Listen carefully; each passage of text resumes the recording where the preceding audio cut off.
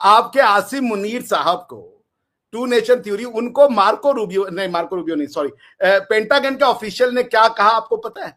Pig से तुलना की कि आसिम मुनीर और ओसामा बिन लादेन में कोई अंतर नहीं है, एक सुअर को लिपस्टिक भी लगा दोगे वो सुअर ही रहेगा, ये कहा गया आपके आर्मी चीफ के लिए अमेरिका के द्वारा। क्या हो गया बताइए? इज्जत, क्या इज्जत रह गई आपकी? इस तरह आप किसी की गवर्नमेंट बात का को उठा ऑफिशियल है के, भाई, देखिए गवर्नमेंट ऑफिशियल है, जेडी वांस के साथ आया था ये।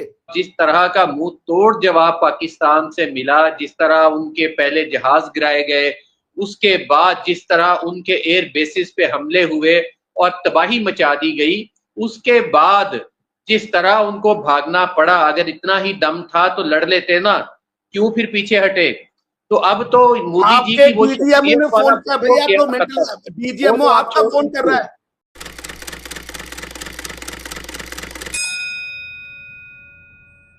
वीडियो सामने आती है कि पीएम मोदी का एक बयान आता है, वो कहते हैं कि गोली का जवाब गोले से देंगे, बम से देंगे, मतलब इस तरह का उन्होंने बयान दिया। तो सर अभिषेक से मैं जानना चाहूंगी पहले तो कि पहले आप लोगों की तरफ से इफ्तिताह हुआ जंग का, उसके बाद हमने भी भरपूर अपनी कारकर्दगियां दिखाई और हमने भी कहा कि ठीक है फिर आप शुरू करते हैं, तो हम भी तैयार हैं। हमारे भी यहाँ से बयानात आए और फिर एट द एंड जब हमारे यहाँ से पायलट गए और वापस भी आए और बड़ा अच्छा उन्होंने एक स्टेप लिया और बहुत बहुत ज्यादा पाकिस्तान में इस चीज का जश्न मनाया गया कि पाकिस्तान की जीत हुई है जंग में। तो उसके बाद जंग सीज फायर का ऐलान हुआ, डोनाल्ड ट्रंप ने कहा। तो अब ये बयानात देने का क्या मकसद है, या अब अभी तक ये दिल में जो एक कहते हैं नफरत लेके, तो फिर इस तरह के बयानात, इसका क्या मकसद है? आप इसको समझी नहीं। बेसिकली जब जेडी वान साहब का फोन आया था तो उसमें ये आपकी मीडिया ये चला रही है कि ये जो सीज फायर है ये करवाया गया है ट्रंप जी के द्वारा और भारत को मानना पड़ा, और इंडिया जो है वो लेट गया था ट्रंप जी के पैरों में कि भैया ये सीज फायर कराओ। The fact of the matter is कि ये बात सच नहीं है। वो क्या है वो मैं अभी आपको बता देता हूँ।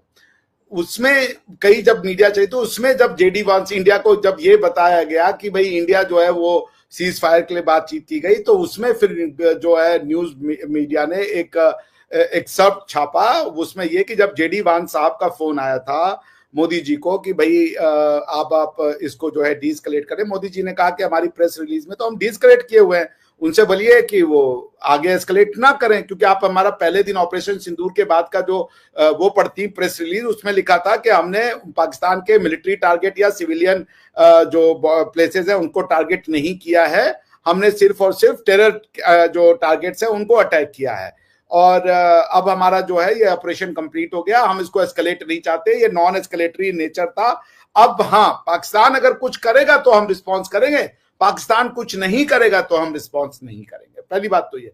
आपने ये कही कि जंग की इब्तिदा, जिसका मैं ट्रांसलेशन ये समझता हूं कि आप ये कह रही हैं कि युद्ध की शुरुआत भारतवर्ष ने करी। ये बात बिल्कुल गलत है। जो युद्ध की शुरुआत हुई उसका कारण था पहलगाम के ऊपर अटैक। पहलगाम में जो हुआ वो किसी भी तरीके, जी आप कुछ बोलना चाह रही हैं? मगर सर पहलगाम में अभी तक कोई सबूत तो नहीं ना हुए कि पाकिस्तान ने करवाया था ये सब कुछ। पाकिस्तान को आप सबूत कैसे दे देंगे? पाकिस्तान में ये इमरान खान को जेल में जो मिला हुआ है वो सजा वो सच में मिला हुआ है। आपकी कोर्ट में जो इंडिपेंडेंट है, जब 26/11 का जो वो गया था, क्या नाम है, डॉजियर, उसको आपके जज ने कहा था ये तो बेकार की पीस है। आपका लॉ के हिसाब से एक मुसलमान ही सिर्फ जो है दूसरे मुसलमान का जो है वो एविडेंस दे सकता है, नॉन मुस्लिम का तो एविडेंस भी आप नहीं एक्सेप्ट करेंगे। आपके हिसाब से जो ये है, क्या नाम है इसका, ये 26/11 में जो आया था वो कसाब, वो भी पाकिस्तानी नहीं है। कारगिल आपने नहीं किया हुआ है। भाई ये क्या एविडेंस नहीं दिया जा सकता जब आपको एविडेंस लेना नहीं है। डैनियल पर्ल के हत्यारा, जिसने ऑनलाइन मतलब और वीडियो उसका गर्दन काटा था, उसका भाई था मसूद अजहर का, वो भी मारा गया इसमें। आप इनको सिविलियन कह रहे हो? ये सिविलियन है। डैनियल पर्ल का हत्यारा, उसके 8 महीने के प्रेग्नेंट बीवी थी जब वो खाली यहूदी था। देखिए आप लोग को समझ में नहीं आ रहा है, आप प्रोपोगेंडा और ये सब करते चलो, लेकिन आपको एक दिन ये बात समझ में आएगी। कोई दुनिया में पागल नहीं बैठा हुआ है कि अपने ऊपर फॉल्स फ्लैग करवाएगा और आपके ऊपर अटैक करेगा और फिर वो कह देगा कि हम ये नॉन रिटेलिएट, हम इसको एस्केलेटरी नहीं चाहते। पाकिस्तान के ऊपर एक मिसाइल भी व्यर्थ करना मेरे हिसाब से नॉनसेंसिकल आइडिया है, because Pakistan is going to be finished by its own करनी। आपको यूएन डेजिग्नेटेड टेररिस्ट आप रखे हुए हो, आपको समझ ही नहीं आ रहा है यार कि टेररिज्म क्या होता है। जिनको आप मौलाना कहती हो, दुनिया उनको टेररिस्ट मानती है आज की डेट में। आपकी दुनिया तो मोदी जी पर भी पाबंदियां लगाए रखी हैं दुनिया ने। तो दुनिया तो इन्हें भी बुच्चड़ कहती रही है, बुच्चड़ ऑफ गुजरात। एक किसी स्टेटमेंट, गवर्नमेंट का स्टेटमेंट दिला दीजिए। पाबंदी नहीं रही जाने पे, मुझे बताइए कौन से, कब पाबंदी? कोई पाबंदी नहीं थी। इंडियन पार्लियामेंटेरियन ने किया था। इंडियन पार्लियामेंटेरियन ने एक लेटर लिखा, उसमें साइन किए कि मोदी जी को वीजा न दे अमेरिका। अमेरिका ने नहीं बैन लगाया था, इंडियन पार्लियामेंटेरियंस ने लिखा था कि उनको वीजा ना दिया जाए। उनके कहने पे उनका वीजा रोकने की कोशिश की गई थी और रोका भी गया था, लेकिन जब वो प्राइम मिनिस्टर बने तो ट्रंप अब प्राइम मिनिस्टर बन के अगर उन्हें खुली छूट मिल गई है एक दरिंदे को, तो आप ये ना कहें कि तो पहले नहीं था। पुतिन को क्यों नहीं मिलती? पुतिन क्यों नहीं जा सकता हर जगह? पुतिन को भी लोग टेररिज्म मानते हैं, लेकिन पुतिन को कोई अपने कंट्री में नहीं बुलाता, जबकि मोदी जी को लीडर मानता है। मोदी जी को लीडर मानने का दौर अभिषेक जी गुजर गया। ये तो अब आपको मानना पड़ेगा कि ये जो ताजा तरीन कार्रवाई की भारत ने, और जिस तरह का मुंह तोड़ जवाब पाकिस्तान से मिला, जिस तरह उनके पहले जहाज गिराए गए, उसके बाद जिस तरह उनके एयर बेसिस पे हमले हुए और तबाही मचा दी गई, उसके बाद जिस तरह उनको भागना पड़ा। अगर इतना ही दम था तो लड़ लेते ना, क्यों फिर पीछे हटे? तो अब तो मोदी जी की वो डीजीएमओ फोन कर भैया, तो मेंटल डीजीएमओ आपका फोन कर रहा है, डीजीएमओ आपका फोन कर रहा है। हमने क्या फोन? आपके डीजीएमओ ने फोन किया? ने नहीं किया, आपके डीजीएमओ ने फोन किया था जनाब। ये यार अब 16 दिसंबर 1971 को जब आपने बांग्लादेश में सरेंडर कर दिया था, आपके न्यूज चैनल पे चला था विक्ट्रीज एट ऑल सरेंडर को छोड़ दीजिए। अब 1971 का सरेंडर नहीं, अब मई 2025 के वाकयात चलेंगे कि जब भारत को राफेल भी गिरा, जब भारत के जहाज भी गिरे और नूर बेस अड्डे पे मारा। आपके अंदर हिम्मत है तो मारिए। हमने आपके नूर बेस हवाई अड्डे पे मारा, नूर खान का जो हवाई, वो आपका बहुत इंपॉर्टेंट एयर बेस है। आप में दम है, मार के दिखाइए। आप हमने अमेरिका को उड़ा दिए। आप नहीं मानते सीज फायर ना, अटैक कीजिए। अमेरिका क्या कर लेगा? अटैक कीजिए। हमने तो अपना जवाब दे दिया, हमने तो भरपूर जवाब दिया। अगर फिर हिम्मत थी तो आ जाते हैं ना मोदी जी। क्या जवाब? एक मिसाइल आपकी नहीं गिरी, एक मिसाइल भारत की धरती पे नहीं गिरा पाए आप। ये तो आपकी क्षमता है। पूरे एयर बेस उड़ा दिए और अभी आप कह रहे हैं कि एक मिसाइल नहीं गिरा पाए। ये ना कीजिए। आपके जो कौन दिखा रहा है? आपका तो नूर खान भी दिखाया जा रहा है, आपका दुनिया भर के जो इंटरनेशनल जो वो है मीडिया वाले वो दिखा रहे हैं। इंडिया में तो कोई नहीं दिखा रहा। कहाँ है वो भाई मीडिया? आपके उससे पूछा कि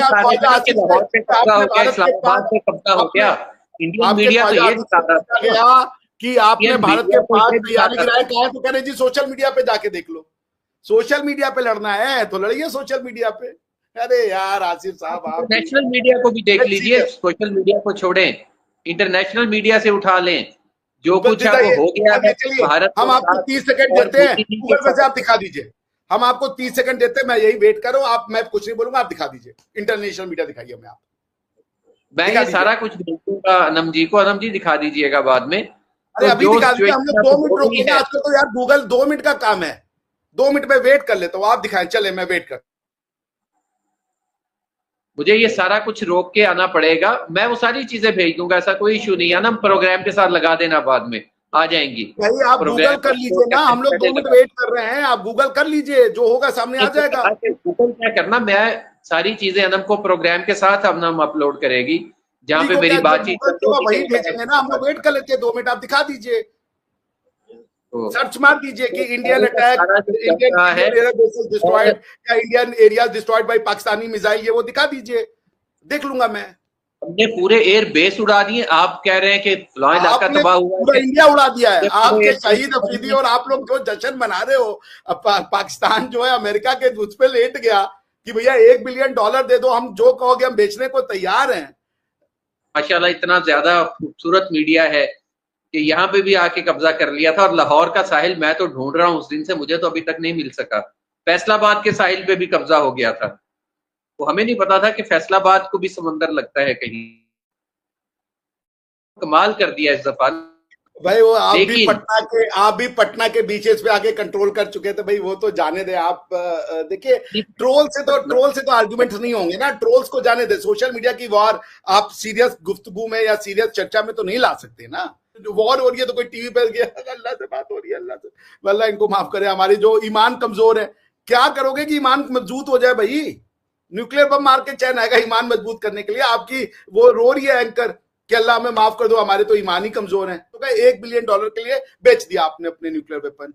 हमने बेचे नहीं है, हमने जो जवाब देना था वो दिया, और भरपूर किस्म का कहा दिया भैया, कहा दिया? हमें तो नहीं दिखा आपका जवाब। आपके आसिम मुनीर साहब को टू नेशन थ्योरी, उनको मार्को रूबियो नहीं, सॉरी, पेंटागन के ऑफिशियल ने क्या कहा आपको पता है? पिग से तुलना की कि आसिम मुनीर और ओसामा बिन लादेन में कोई अंतर नहीं है, एक सुअर को लिपस्टिक भी लगा दोगे वो सुअर ही रहेगा। ये कहा गया आपके आर्मी चीफ के लिए अमेरिका के द्वारा। क्या हो गया बताइए? इज्जत, क्या इज्जत रह गई आपकी? आप तो वेस्ट से कल्चरल सुपीरियरिटी ले रहे थे, आप तो कहते हैं हम वेस्टर्न सिविलाइजेशन से भी अलग है। एक दिन आप ही मुझे अपने उसमें लेक्चर में बता रहे थे कि रिलीजन और कल्चर को मिश्रा जी कंफ्यूज कर देते हैं। आपके जो आसिम मुनीर हैं वो कह रहे जी हमारी कल्चरल सुपीरियरिटी है। भाई रिलीजियस सुपीरियरिटी हो सकती है, कल्चरल सुपीरियरिटी कैसे? कल्चर तो हर सबका अलग अलग है। अरबों का कल्चर, तुर्कों का कल्चर, इंडोनेशियन का कल्चर, मलेशियन का कल्चर, हमारा कल्चर, सबका कल्चर अलग अलग है। तो कल्चरल सुपीरियरिटी कैसे हो गई? नहीं, इसकी कोई शक नहीं कि जैसे हमारा इंडस वैली का कल्चर और गंगा जमुना का आप लोगों का कल्चर बिल्कुल मुख्तलिफ है एक दूसरे से। लेकिन आपका कल्चर इस्लामिक है या अन इस्लामिक है ये बताइए? कुरान से आता है या वेदों से आता है? क्योंकि वेद तो वही लिखे गए थे जहां पे आप रहते हो। देखें, कल्चर ना वेदों से वेद है या नहीं है? कल्चर हर धरती का अपना अपना होता है, इसका ना हिंदू मजहब से धरती का कल्चर अगर सुपीरियर है और वही कल्चर हमारा है तो आपका कल्चर फिर क्या ये नहीं है? हमारा कल्चर, मैं कहता होता हूँ पंजाबियों का जो कल्चर है वो वाकई बहुत सुपीरियर है आप लोगों से। आप पंजाबी बोलते नहीं, पंजाबी पढ़ते नहीं, पंजाबी लिखते नहीं, क्या पंजाबी कल्चर है आपका यार? सतलज, व्यास, रावी और इसके ऊपर रहने वाला कह रहा है कि अनम का प्रोग्राम उर्दू में ना हो तो मैं तो हमेशा बोलता ही पंजाबी हूँ। अरे आपकी राष्ट्रीय भाषा पंजाबी है। और एक बात बताइए, क्या पाकिस्तान में सिर्फ पंजाब रहता है? तो पख्तून क्यों आपकी भाषा नहीं है? पश्तो क्यों नहीं है? सिंधी क्यों नहीं है? पाकिस्तान का पंजाब है। आप कह रहे पंजाबी सिविलाइजेशन फिर तो पश्तूनों का सिविलाइजेशन क्या है भैया? सिंधियों का सिविलाइजेशन क्या है? ये आपने कहा ये पंजाबियों की सिविलाइजेशन है, पंजाबी सिविलाइजेशन हो गई। अरे भाई ऐसा मत कीजिए। जीने की इच्छा देखिए मेरी बहुत कम है आसिफ साहब, लेकिन आप उसको और कम कर दिए जा रहे हैं यार। अजीब अजीब बातें करते हैं आप। नमस्कार दोस्तों, आप सभी का न्यूज़ टेल में हार्दिक स्वागत है। दोस्तों ये पाकिस्तानी इतने बेशरम हैं कि इनको कुछ भी कह दिया जाए, दोस्तों इनको शर्म नहीं आती। अब इनके जो आसिम मुनीर है उनको सुअर कह दिया है अमेरिका के ऑफिशियल्स ने।